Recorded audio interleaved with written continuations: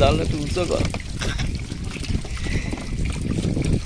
ধরতে মজা নিতে হবে পুরো, আর ওই সের ভিতরে কিছু কাহানি থাকতো। আমাদের ফিশারম্যান দাদা রামু, আমাদের ছোট ভাই, দুজনে মাছ ছাড়াচ্ছে। দেখুন মাছ।